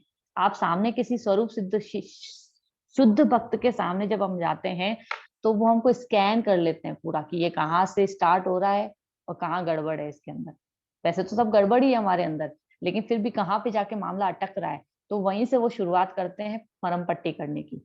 तो इस तरह से वो इलाज करते हैं। उनको कहने की जरूरत नहीं पड़ती है, बताने की जरूरत नहीं पड़ती है कि हमारे साथ ये प्रॉब्लम है, वो ऑलरेडी करना शुरू कर देते हैं। तो इस चीज को हमको समझना है, ठीक है। नेक्स्ट श्लोक पे आते हैं। अपि चेदसि पापेभ्य सर्वेभ्य पापकृतं सर्व ज्ञान पल्लवेनेव व्रजिनं संतरिष्यसि। यदि तुम्हें समस्त पापियों से भी सर्वाधिक पापी समझा जाए तो भी दिव्य ज्ञान रूपी नाव में स्थित होकर दुख सागर को पार करने में समर्थ हो। तो अब यहाँ पे एक चीज मैं पिछले श्लोक की एक चीज लेना भूल गई। कई आप में से भक्त लोग उसमें आते रहते हैं क्लासेस में, जो डेली क्लासेस होती है, उसमें मैंने ये चीज बहुत डिस्कस करी है। अभी कंटिन्यूअसली हमारा मायावाद के ऊपर ही डिस्कशन हो रहा था। तो मायावाद क्या होता है, प्रभुपाद ने यहाँ पे बताया है, इसलिए मैं उसको थोड़ा सा बता रही हूँ कि मायावादियों की ये मिथ्या धारणा होती है कि कृष्ण अपने अनेक अंशों में अपने निजी पृथक अस्तित्व को मिटा देते हैं, और यह भौतिक विचार है। यानी कि भगवान आए, और या हम लोग भी, हम आत्मा हैं, अभी तो हैं इस शरीर में, और फिर हम जाएंगे ब्रह्म में लीन हो जाएंगे और हम खत्म हो जाएंगे। हम दूसरा जन्म वन्म नहीं लेते हैं, मायावादी ऐसा सोचते हैं। और फिर है ना, भौतिक जगत में प्रभुपाद कहते हैं कि ऐसे करके हमारा मूल स्वरूप नष्ट हो जाता है, ये मायावादी सोचते हैं। कृष्ण भी ऐसे ही थे, आए थे और खत्म हो गए। लेकिन मायावादी ये नहीं समझ पाते हैं कि एक और एक मिलकर एक होता है, या एक में से एक हटा दो तो भी एक ही बनता है। ओम पूर्णम मिदम पूर्णात पूर्ण मुच्यते पूर्णस्य पूर्णमादाय पूर्णमेवावशिष्यते। तो ये क्या है कि भगवान कहते हैं ईशोपनिषद में कि एक भगवान जो है उनमें से कुछ निकल जाता है ना, तो भी वो पूर्ण रहते हैं। जो निकलता है वो भी पूर्ण रहता है, जो बच जाता है वो भी पूर्ण रहता है। वो हमेशा से पूर्ण है, इसलिए उनमें से कुछ खत्म नहीं होता है, हमेशा ही पूर्ण बने रहते हैं, पूर्ण इकाई। तो इस चीज को मायावादी कभी नहीं समझ पाते हैं, लेकिन जो शुद्ध भक्त होता है वो हमको समझा देता है। और इसीलिए बताया जा रहा है कि तुम फिर मोह को प्राप्त नहीं होगे, तुम फिर विविल्डर नहीं होगे। कोई मायावादी आके, कोई निराकारवादी आके, कोई निर्विशेषवादी आके हमको विविल्डर जो करता है। अब ये जो शब्द मैं यूज कर रही हूँ, ये हमारी जो डेली क्लासेस होती है ना, उनमें जो लोग कंटिन्यू रह रहे हैं उनको अच्छे से समझ में आ रहे होंगे। लेकिन जो हफ्ते में एक बार क्लास होती है उसमें मैं इतना चीजें ले नहीं पाती हूँ। उस पुस्तक में ही सब कुछ दिया हुआ है, तो इसलिए वो सारी चीजें डिस्कस हो जाती है। यहाँ पे भी हो सकती हैं, बट हमारे पास अभी टाइम की थोड़ी कमी है। तो मैं सिर्फ शॉर्ट में इतना ही बताना चाहूंगी कि ये जो चीज है, इसमें फिर वो फंसता नहीं है व्यक्ति अलग अलग चीजों में। वो हमेशा ये समझ पाता है कि मैं दासानुदास हूँ, मैं दासों का दास हूँ, मैं भगवान का अंश हूँ, और सारे जीव भगवान के अंश हैं। तो मुझे हमेशा भगवान के अंश के रूप में ही बने रहना है, अपने आप को स्वामी नहीं समझना है कभी भी, या फिर मैं खत्म होके लीन नहीं हो जाऊंगा ब्रह्म में। मुझे भगवान की सेवा में नियोजित रहना है हमेशा। ये चीज वो समझ पाता है जब वो शुद्ध भक्त के गाइडेंस में जाता है। तो फिर आगे क्या बता रहे हैं 36वें श्लोक में, कि तुम समस्त पापियों में भी अगर सबसे ज्यादा पापी हो ना, तो भी अगर तुम स्वरूप सिद्ध व्यक्ति के पास पहुंच चुके हो, तो क्या होगा, तुम दिव्य ज्ञान रूपी नाव में स्थित होकर दुख सागर को पार कर लोगे। बहुत इंपॉर्टेंट चीज है कि हमको फिर ये जो जलता हुआ जंगल है, मतलब ये हम ये पूरा जिसको बोल रहे हैं संसार दावा नल, ये जो संसार दावा नल है ना, इसमें ये अज्ञान का सागर है एक्चुअली। तो यहाँ पे हम फंसते नहीं है फिर, क्योंकि हमने दिव्य ज्ञान रूपी नाव को पकड़ लिया है। अभी हमारे गुरु हमको पकड़ के ले जाएंगे, क्योंकि उन्होंने पूरा एक कहते हैं ना हमारा हमको अपने अंडर में ले लिया है, हमको हमारी रिस्पॉन्सिबिलिटी उन्होंने ले ली है। अभी हमको बस उन्हीं का हाथ पकड़ के चलते रहना है। ठीक है, नेक्स्ट श्लोक पे आते हैं। यथेदांसी समिदग्नि भस्मसात कुरुते अर्जुन, ज्ञाना अग्नि सर्व कर्माणि भस्मसात कुरुते तथा। जैसे प्रज्वलित अग्नि ईंधन को भस्म कर देती है, उसी तरह हे अर्जुन, ज्ञान रूपी अग्नि भौतिक कर्मों के समस्त फलों को जला डालती है। ज्ञान रूपी अग्नि भौतिक कर्मों के समस्त फलों को जला डालती है। तो हमने कर्म फलों के बारे में बहुत डिस्कशन किया था पहले क्लासेस में, इंट्रोडक्शन क्लासेस में भी, और कई क्लासेस मैंने इस तरह से ली हैं अलग से आप लोगों की। तो उसमें क्या बताया जाता है, शुभ आरंभ, मतलब हमारा आरंभ होता है, फिर एक बीज होता है और एक संचित कर्म होते हैं। तो आरंभ में जैसे कि अभी हमने किसी व्यक्ति के प्रति बुरा किया, तो उसका बीज पड़ गया, चलो ये आरंभ हुआ, उसने हमको हाथों थप्पड़ मारी, हमने किसी को थप्पड़ मारी, तो ये तो हमको उसी वक्त कर्म का फल मिल गया। बीज जो होता है वो बीज कब फलीभूत होगा, या फिर जन्मों जन्मों के संचित कर्म होते हैं, वो कब उसका प्रारब्ध बन जाते हैं जिसको कहा जाता है, फिर वो उसका फल हमको कब मिलेगा, कौन से जन्म में मिलेगा, कैसे मिलेगा। कई कई बार हमारी खोपड़ी घूम जाती है कि भैया इस अच्छे व्यक्ति के साथ इतना बुरा क्यों हो रहा है, या फिर ये व्यक्ति इतना बुरा है, लेकिन इसको इतनी इतनी दौलत, इतना शोहरत, इतना ऐश्वर्य कैसे बना हुआ है इसका। तो ये हमारी चक्करघनी, मतलब पूरा दिमाग घूम जाता है। क्यों हो जाता है ऐसा? क्योंकि हम कर्मों के इस लेखे जोखे को नहीं समझ सकते हैं। लेकिन ज्ञान रूपी अग्नि से, जो दिव्य ज्ञान हृदय प्रकाशित है, जो गुरु हमको ज्ञान प्रदान करते हैं, उससे हम पाप और पुण्य, ये भौतिक कर्मों के जो अग्नि से जो पाप और पुण्य बनते हैं, दोनों को भस्मसात कर देती है। फिर हमारे ऊपर कोई फल नहीं लगता है, माया देवी का कोई कार्य नहीं लगता है। मतलब जो हम कहते हैं ना, तीनों गुणों से परे हो जाता है वो व्यक्ति। ऐसे हमारे केस में अभी तक ये पॉसिबल नहीं है, लेकिन हो जाता है, हो जाता है धीरे धीरे धीरे धीरे करके। अब आप सोचेंगे कि नहीं नहीं नहीं, मैंने 2 साल तक जप कर लिया, अभी मेरे को दिव्य ज्ञान आ जाना चाहिए, तो आपने करोड़ों करोड़ों साल तक, हमने सॉरी करोड़ों करोड़ों सालों से बहुत सारा गड़बड़ भी किया है। अब वो करोड़ों सालों के बदले आप 2 साल जप कर लोगे तो उसका फल मिल जाना चाहिए, ऐसा पॉसिबल नहीं है। फिर भी हम लोग बहुत ज्यादा चीटर हैं, हम बहुत ज्यादा चीटर हैं। हम भगवान से बार बार फिर भी ऐसी चीजें मांगते रहते हैं। मांगनी नहीं चाहिए, लेकिन क्योंकि हम बहुत कमजोर हैं, बहुत ज्यादा पतित हैं, तो इसलिए हम मांगते हैं कि हमको बचा के रखना आप। वो एक अलग बात है, लेकिन वो हम अपने गुरु के, काउंसलर के गाइडेंस में हम ये चीज कर सकते हैं। बट चीजें जो होती हैं, भौतिक कर्म के जो फल होते हैं, वो भस्मसात हो जाते हैं, जल जाते हैं, जब हम गुरु की शरण में जाते हैं तो। ठीक है, नेक्स्ट श्लोक पे आते हैं। न हि ज्ञानेन सदृशं पवित्रमिह विद्यते, तत्स्वयं योग संसिद्धं काले नात्मनि बंधति। इस संसार में दिव्य ज्ञान के समान कुछ भी उदात्त और शुद्ध नहीं है। ऐसा ज्ञान समस्त योग का परिपक्व फल है। जो व्यक्ति भक्ति में सिद्ध हो जाता है, वह यथा समय अपने अंतर में इस ज्ञान का आस्वादन करता है। तो दिव्य ज्ञान का मतलब क्या होता है? आध्यात्मिक ज्ञान, प्रभुपाद कह रहे हैं, है ना। तो दिव्य ज्ञान उस आध्यात्मिक ज्ञान के समान कुछ भी नहीं है। अज्ञान जो होता है वो हमारे बंधन का कारण होता है, ज्ञान जो होता है वो हमारी मुक्ति का कारण होता है। तो जब कोई दिव्य ज्ञान की अवस्था प्राप्त कर लेता है, तो फिर किसी और किसी चीज को प्राप्त करने की आवश्यकता नहीं रह जाती है, क्योंकि अंदर ही अंदर दिव्य ज्ञान हृदय प्रकाशित, तो अंदर ही अंदर वो चलता रहता है मामला। बाहर से आपको वही चीज, आजकल के जमाने में जैसे ही हमको कुछ छोटी सी चीज प्राप्त होती है, हम पहले लोगों को बताने चाहते हैं, अरे हमारे लड्डू गोपाल ने खाया, पहले लोगों को डंडोरा पीटेंगे। वो गड़बड़ है। तो यहाँ पे ये तो छोटी सी चीज है, इसके अलावा भी दिव्य ज्ञान प्रकाशित होने का मतलब आपके बाहर सब कुछ गड़बड़ चल रहा होगा, लेकिन अंदर ही अंदर आप रैलिश कर रहे होंगे। एक मैं पता नहीं कौन से साइंटिस्ट थे, नाम याद नहीं आ रहा है, मैं कल कल की क्लास लेने से पहले किसी का लेक्चर सुन रही थी, तो नाम भूल गई साइंटिस्ट का मैं, लेकिन उनका बताया कि वो अपने उनकी फैक्ट्री में आग लग गई थी। अब उनकी फैक्ट्री में आग लग गई थी, और वो बाहर खड़े खड़े होके चुपचाप देख रहे थे। पहले तो उन्होंने कोशिश करी लेकिन कुछ नहीं हुआ, तो वो खड़े होके देख रहे थे। और फिर उनका बेटा आता है, वो देखता है अरे मेरे पिताजी मुस्कुरा रहे हैं आराम से खड़े होके। तो बोले कि पिताजी आप ये क्या कर रहे हो? बोला कि क्या हुआ? तो बोला फैक्ट्री जल रही है, आप मुस्कुरा रहे हैं। बोला कि कोई बात नहीं, मम्मी को लेके आओ, मम्मी को भी दिखाओ कितनी मस्त आग लग रही है। अब वो बेटा हक्का बक्का रह जाता है और सोचता है ये क्या बोल रहे हैं। तो भाई मम्मी को भी बुला के लाता है, तो मम्मी और पापा दोनों देख रहे हैं। उनकी वाइफ भी कहती है भाई आप कुछ करते क्यों नहीं? बोला आराम से खड़ी रहो। ऐसे करके जब पूरी फैक्ट्री को आग वाग लग जाती है, सब कुछ हो जाता है, दूसरे दिन उसकी वाइफ पूछती है आप ये क्या कर रहे थे? मतलब मुझे समझ नहीं आया कि हमारी फैक्ट्री को आग लग रही थी। तो बोला कहाँ आग लगी? बोला कि अरे कल हमारी पूरी फैक्ट्री जल गई और आप कह रहे हो कि कहाँ आग लगी? तो बोला कि आज मैं नई शुरुआत करने वाला हूँ, जो कल चला गया वो खत्म हो गया, आज से मेरी वापस से शुरुआत करूंगा। तो ये जो स्थिति होती है, ये तो एक एग्जाम्पल है छोटा सा, लेकिन जब हम दिव्य ज्ञान में स्थित होते हैं ना, तो हम उस तरह की स्थिति में पहुंच जाते हैं जहां पे हमको ये बाहर के जो अप्स एंड डाउन है ना, वो अफेक्ट ही नहीं करते हैं।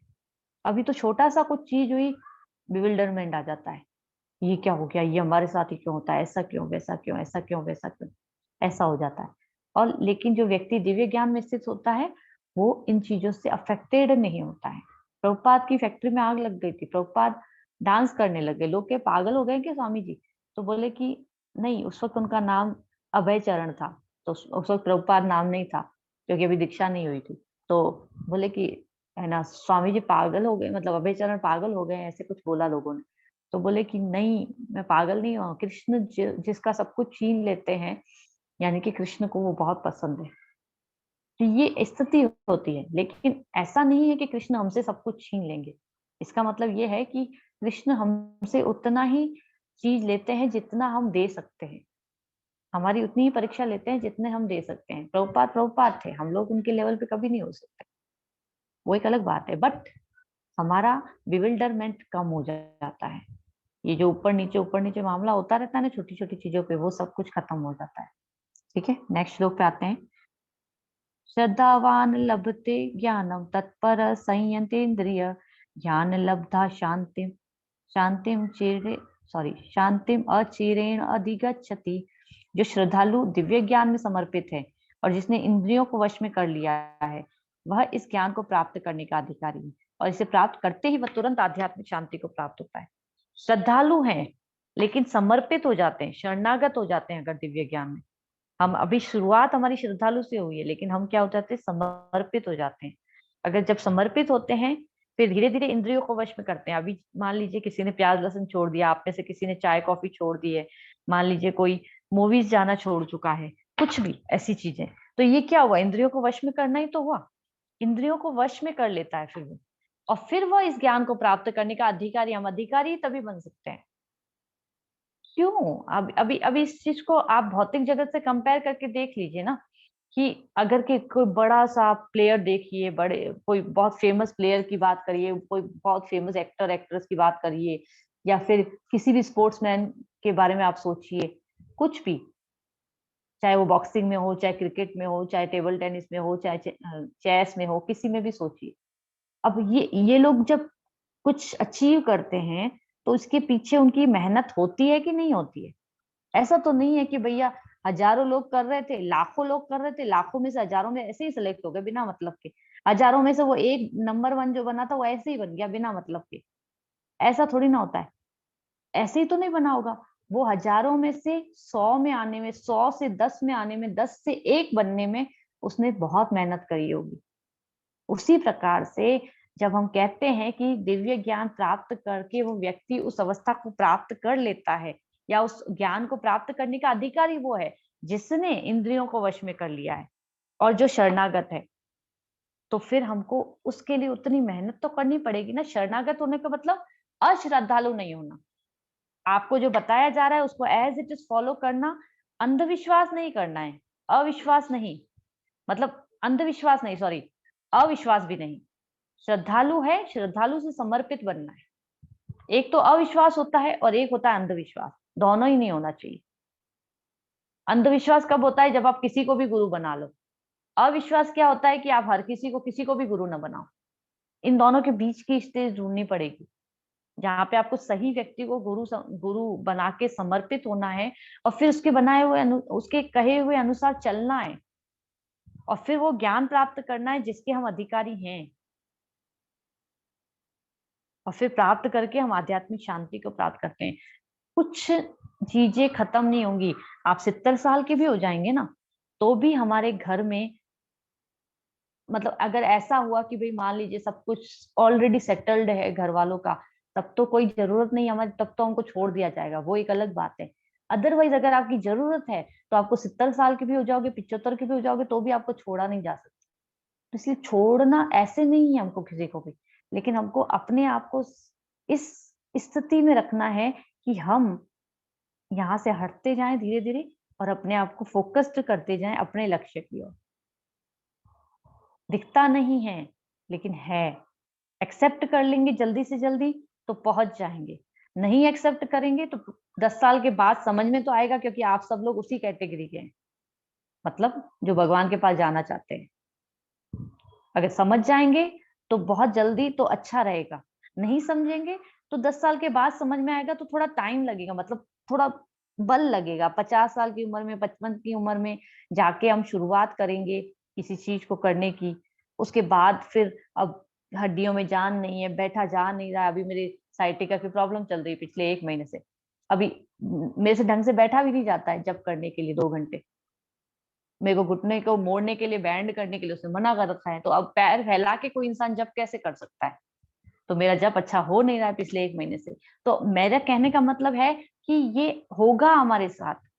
50-55 के बाद तो रोज होगा, अभी तो फिर भी कभी कभी हो जाता है। फिर हम क्या करेंगे? फिर हम कुछ नहीं कर सकते, फिर हरिनाम अंदर जाएगा नहीं, कथा में मन नहीं लगेगा, पढ़ हम खुद पाएंगे नहीं, बैठा जाएगा नहीं, प्रचार हमसे होगा नहीं, करोगे क्या? जो पहले के लोगों को 70 साल की उम्र में झेलनी पड़ती थी प्रॉब्लम्स, हेल्थ प्रॉब्लम, वो आज 50 से शुरू हो जाती है, 55 से शुरू हो जाती है, किसी किसी का अच्छा हो तो। हम जैसे लोगों के 40 के बाद ही शुरू हो गई है। तो क्या कर सकते हो? कोई ऑप्शन है? कोई ऑप्शन नहीं है। ज्यादा से ज्यादा थोड़ा हेल्थ केयर प्रोग्राम ज्वाइन कर लो, योगा ज्वाइन कर लो, ये कर लो, वो कर लो, बना लोगे 10 साल और। लेकिन उसके बाद क्या? बुढ़ापा आना ही है, आंखें कमजोर होनी है, कान कम बहरे होने ही है, सब कुछ होना है। तो उसके बाद क्या? उसके बाद कहने का मतलब है उसके बाद जो अभी कर पाते हैं वो नहीं कर पाओगे, तो फिर हरिनाम जाएगा नहीं। अभी तो पूरा भौतिक जगत को दे दे के अपने आप को खत्म कर देंगे हम, फिर बाद में हरिनाम के लिए भी कुछ नहीं बचेगा, और फिर अगला जन्म लेना पड़ेगा। तो इसलिए अपने आप को फोकस्ड रखिए। ऐसा नहीं है कि घर परिवार वालों को छोड़ देना है, लेकिन उसके साथ साथ अपने लिए भी टाइम निकालना शुरू करिए। अपने जप पे ध्यान दीजिए, रोज रीडिंग, रोज अपना जप ये होना चाहिए। ठीक है, आगे बढ़ते हैं। यज्ञ यज्ञ च अश्रद्धांच संशयात्मा विनश्यति, नायम लोको अस्ति न परो न सुखम संशयात्मन। बहुत इंपॉर्टेंट श्लोक है ये भी, कि जो संशय, किंतु जो अज्ञानी और श्रद्धाविहीन व्यक्ति शास्त्रों में संदेह करते हैं, वे भगवत भावना अमृत प्राप्त नहीं कर पाते, अपितु नीचे गिर जाते हैं। संशय आत्मा के लिए न तो इस लोक में न परलोक में सुख है। तो संशय आत्मा मतलब हर वक्त संशय में रहना। अरे ऐसे ही बोलते रहते हैं ये लोग, तो बहुत ज्यादा, मतलब कुछ ज्यादा नहीं बोल देते हैं। हर वक्त माता जी कहती रहती हैं ये भी कर लो, ये भी कर लो, ऐसा नहीं करोगे तो ऐसा हो जाएगा, ऐसा नहीं करोगे तो वैसा हो जाएगा, कुछ ज्यादा ही बोलते रहते हैं। ये संशय है। संशय आत्मा के लिए न तो इस लोक में न परलोक में सुख है। शास्त्रों में संदेह रखना, शास्त्र क्या बोल रहे हैं? शास्त्र बोल रहे हैं कि गुरु के पास जाओ, वो तुम्हें ज्ञान प्रदान करेगा, क्योंकि वो स्वरूप सिद्ध व्यक्ति है, क्योंकि उसने उस ज्ञान का दर्शन किया। तो हमको पूर्ण विश्वास होना चाहिए कि दिव्य ज्ञान हृदय में प्रकाशित होता है। कई बार जैसे बोला जाता है ना कि वैष्णव चरण धूलि, वैष्णव के चरण की धूलि, वैष्णव का उच्छिष्ट खाना चाहिए, जिससे कि हम और ज्यादा जल्दी आगे बढ़ते हैं। तो इसमें भी संशय हो जाता है, ऐसे कैसे, क्या बोल रहे हो आप लोग? एक नाम से आप तर जाते हो, एक नाम से कोई कैसे तर जाता है? फिर रोज हरि नाम करने को क्यों बोलते हो आप हमको? प्रसाद सब कुछ है, तो प्रसाद, ये सब विश्वास नहीं होता है चीजें। शास्त्र पे, प्रसाद पे, धाम की महिमा पे, वैष्णव की महिमा पे। जैसे मैं कई बार बोलती हूँ तो मुझे पता चलता है कि लोगों को संशय है कि गुरु आपके सामने या कोई शुद्ध भक्त जब आपके सामने होता है, स्कैन करता है वो आपको, और आपके सारे प्रश्न खत्म हो जाते हैं अगर आप बिल्कुल सरेंडर होके जाते हो उनके सामने। चैलेंजिंग मूड में जाओगे तो वैसे ही वो रिजेक्ट करेंगे, देखेंगे ही नहीं आपकी तरफ। लेकिन आप सरेंडर होके जाओगे तो वो स्कैन भी कर देते हैं आपको पूरी तरह से। तो अगर हमको इसमें भी संशय है तो फिर गड़बड़ है मामला। तो संशय आत्मा नहीं होना है, क्योंकि हम उससे क्या होंगे, नीचे गिर जाएंगे। हम चाहे कितना ही ऊपर उठ चुके हों, अगर हमने अपराध कर लिया, नाम के प्रति अपराध, वैष्णव के प्रति अपराध, शास्त्र के, प्रसाद, धाम। इसलिए वृंदावन में जब हम जाते हैं तो हमको समझाया जाता है, प्रभु जी बार बार समझाते हैं कि आप लोग धाम में इधर उधर न देखें ज्यादा। ये लोग, ये व्यक्ति ऐसे हैं, ये ऐसा कर रहा है, वो वैसा कर रहा है, आपको उससे कोई मतलब नहीं। आप धाम को धाम में एब्जॉर्ब होने के लिए आए हो। आप धाम के बाहरी तौर पे धाम में क्या हो रहा है उसको देखने के लिए नहीं आए हो। लेकिन हम कई बार, क्योंकि हम पहली बार जब जाते हैं ना, गड़बड़ जरूर होती है। क्योंकि पहली बार धाम में जाने के मतलब होता है कोई भक्तों के साथ जाएंगे और गड़बड़ होगी, क्योंकि हम गए हैं बिल्कुल लो बेसिक लेवल पे, और वहां पे भक्त जो है वो अपने मजे में चल रहे होते हैं।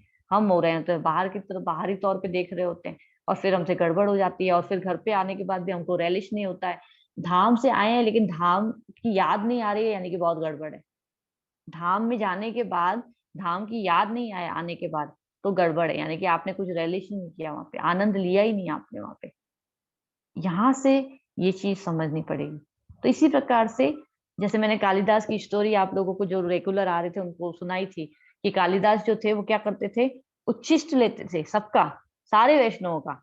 और वो चाहे नीची जाति का हो चाहे उच्च जाति का हो, सारे वैष्णव का उच्छिष्ट चरण की धूली ले लेते थे। तो इसलिए महाप्रभु इतने प्रसन्न हो गए कि उन्होंने अपने चरणों का जल जो होता है वो उनको दिया पीने को। अदरवाइज महाप्रभु किसी को नहीं देते थे, लेकिन उनको अलाउ किया, क्योंकि इतना ज्यादा सरेंडर था उनका, हर भक्त के प्रति सरेंडर था। ऐसे नहीं कि महाप्रभु का जल लूंगा बाकी तो छोटे मोटे हैं भैया, ये नहीं। सब उनके लिए भक्त बराबर, सारे वैष्णव बराबर, चाहे वो कोई भी जाति का हो। वैष्णव तो है ना, हरि नाम ले रहा है मतलब वैष्णव है। तो अभी चरण धूली चाहिए, अभी चरण का जल चाहिए, अभी उच्चिष्ट चाहिए, वो पागलों की तरह पीछे पड़े रहते थे। और इस तरह से वो महाप्रभु की कृपा प्राप्त कर गए। ये सरेंडर होता है, मतलब विश्वास होना चाहिए, संशय नहीं रखना चाहिए कि जो बताया जा रहा है, अरे डाउट, ऐसे ही बोल रहे होंगे, क्या फर्क पड़ता है बोलने में। तो नहीं, ऐसे ही नहीं बोला जाता है कुछ भी। अगर हम ये बोलते हैं कि ये काम करने से आप ऐसे स्पीड से आगे बढ़ते हो, स्पीड से, तो वो एक्सपीरियंस आचार्यों का होता है, तब आचार्य बोलते हैं। और कहीं ना कहीं हम लोग उनको करते हुए देखते हैं तो हम वहां से समझ पाते हैं ये चीज। तो इसीलिए हमको इस चीज पे विश्वास करना चाहिए, ठीक है ना, संशय नहीं करना। नेक्स्ट श्लोक पे आते हैं। योग संन्यस्त कर्मणाम ज्ञान संचिन्न संशयम आत्मवंतम न कर्माणि निब्रदन्ति सनंजय। जो व्यक्ति अपने कर्म फलों का परित्याग करते हुए भक्ति करता है और जिसके संशय दिव्य ज्ञान द्वारा विनष्ट हो चुके होते हैं, वही वास्तव में आत्मपरायण है। हे धनंजय, वह कर्मों के बंधन में नहीं बंधता। तो अपने आप को भगवान की, जो भी आपकी योग्यता है, हमारे अंदर बहुत योग्यताएं होती हैं, है ना। ऐसा नहीं है कि भाई व्यक्ति योग्यता लेके ही आता है। हर व्यक्ति के पास योग्यता होती है, अलग अलग हो सकती है, होती है ना। कोई टीचिंग जॉब में है, कोई हाउस वाइफ है, लेकिन हर किसी के पास अपने अपनी योग्यताएं होती हैं।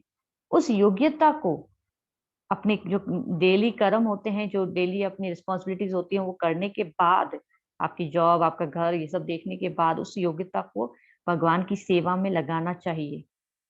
यही चीज जो होती है अकर्म की स्थिति होती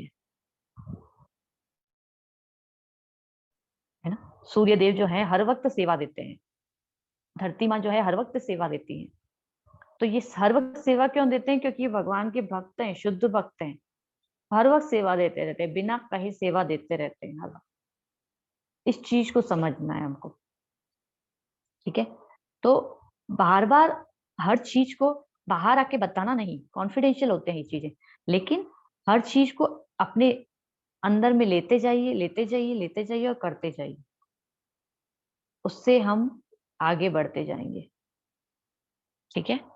तस्माद ज्ञान संभूतम ऋतसतम ज्ञानासिनात्मन चित्वेनम संशयम योगम अतिष्ठो अतिष्ठ भारत। अतएव तुम्हारे हृदय में अज्ञान के कारण जो संशय उठे हैं उन्हें ज्ञान रूपी शस्त्र से काट डालो। हे भारत, तुम योग में समन्वित होकर खड़े हो और युद्ध करो। तो अज्ञान के कारण जो संशय उठ रहे हैं ना, अर्जुन अभी क्या बोल रहे थे कि मैं युद्ध नहीं करूंगा, फिर अभी बोल रहे हैं कि भाई भगवान कह रहे हैं कि तुम उस स्वरूप सिद्ध व्यक्ति के पास जाओ, उससे पूछो, ज्ञान प्राप्त करोगे और तब तुम उस अवस्था को प्राप्त कर लोगे।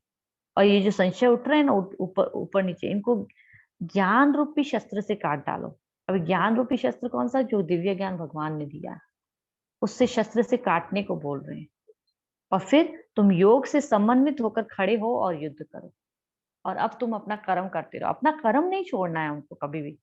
ऐसा नहीं है कि कर्म छोड़ के साइड लाइन होके, लेकिन कर्म ही करते रहना ये भी गड़बड़।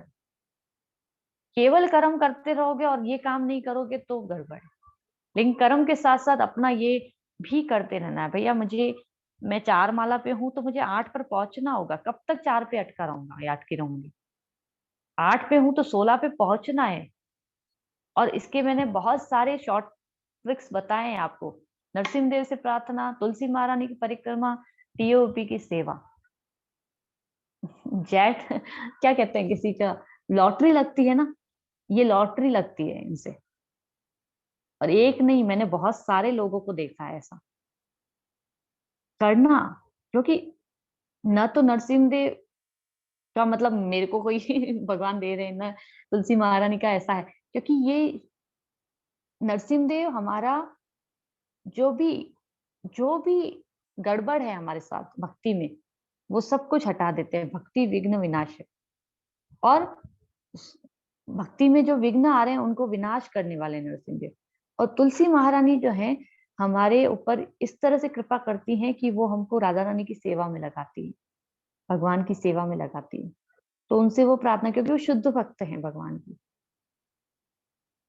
तो इस तरह से हमको जब ये चीजें समझ में आती हैं तो हम करने लगते हैं। हमको उनसे मांगना चाहिए कि हमें नाम में रुचि उत्पन्न हो। फेल होंगे, गिरेंगे, ऐसा मत सोचिए कि गिरेंगे नहीं। कभी कभी ऐसा होगा 3 महीने तक नाम जप हो रहा है, फिर से नहीं होगा, लेकिन करिए तो सही कम से कम। हम तो प्रयास ही नहीं कर पा रहे हैं कई बार। तो मैं उस चीज से थोड़ा सा वो हो जाती हूँ कि हमको प्रयास जरूर करना चाहिए। फेल होंगे ना, कोई बात नहीं, करिए तो सही प्रयास। कि नहीं नहीं हम तो करेंगे ही नहीं प्रयास, ऐसा कभी नहीं सोचना चाहिए। क्योंकि जब हम ऐसा सोचते हैं तो गड़बड़ हो जाती है। हमको हमारे साथ जरूर, हाँ बिल्कुल ऐसा होता है कि एक ही क्लास में 100 बच्चे हैं, एक टॉपर होता है तो एक लास्ट बेंचर भी होता है जो कि 0 मार्क्स लाता है या 1 मार्क लाता है या 10 मार्क लाता है। लेकिन हमारे केस में आध्यात्मिकता में क्या है, वो 10 मार्क भी अगर आप लाए हो तो 10 मार्क कंसीडर किए जाते हैं। आपको फेल करके साइड में बिठा नहीं जाता कि ऐसे नहीं कि अब आपको रिपीट करना पड़ेगा, वो नहीं होता है ना। तो 10 मार्क्स से भी आपकी शुरुआत होती है। इसीलिए हमको इतना प्रयास करते रहना है, पूरा लाइफ हमको इतना प्रयास करते रहना है कि हम कुछ कुछ ऐसा करते रहें कि हम अगले जन्म में कम से कम एक शुद्ध भक्त के घर में जन्म ले सकें। हम भगवान के धाम जा सकते हैं, हम दीक्षा ले पा रहे हैं, हम सही सच्चे गुरु को एक्सेप्ट कर लिया, गुरु ने हमको, हमने दीक्षा ले ली, हम उसके बाद उनकी सेवा कर पाए पूरी जिंदगी, तो बहुत अच्छा है। और अगर हम उतना नहीं कर पा रहे हैं तो कम से कम हमको इतने तक पहुंचना है कि हम अपनी 16 माला कर पाए, हम थोड़ा बहुत सेवा और प्रचार कर पाए, एटलीस्ट इतना, और हम बने रह सके। ऐसा नहीं हो कि भैया 2 साल तक तो आए फिर एकदम से गायब हो गए, भैया बहुत प्रॉब्लम आ गई, बड़े बच्चे हो गए, अभी उनकी शादियां करानी, अभी ये अभी वो, खत्म बात। तो क्या हुआ, बड़े बच्चे हो गए, उनकी शादियां होंगी, फिर वो अपनी अपनी लाइफ में सेटल है।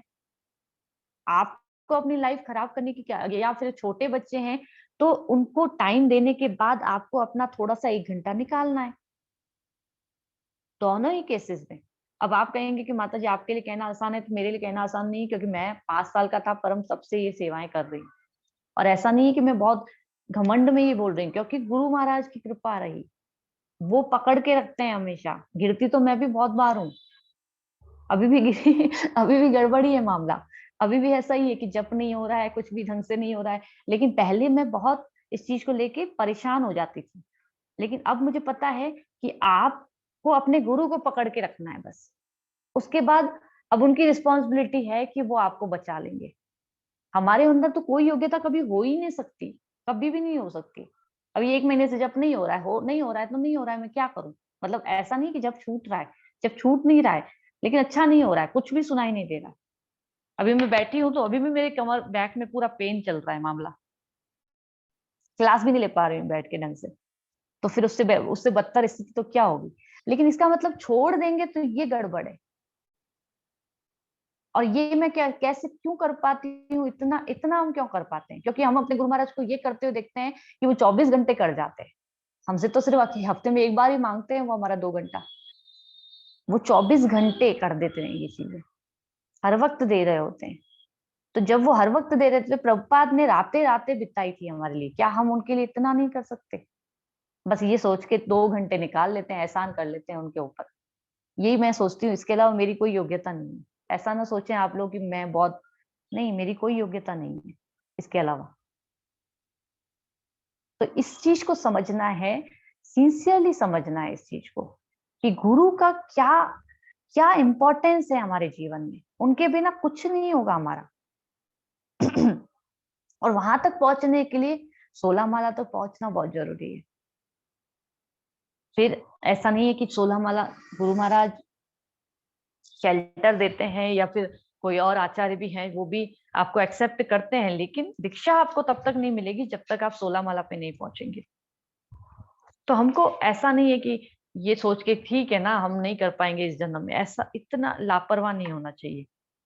हमको प्रयास करना चाहिए। मेरे कहने का मतलब सिर्फ इतना है, आप लोगों से रिक्वेस्ट सिर्फ इतनी है। 10-10, 15-15 लोगों की जो क्लासेस ली जाती हैं, वो इसलिए नहीं ली जाती हैं कि हमको 100 लोगों की भीड़ इकट्ठी करना बहुत आसान है।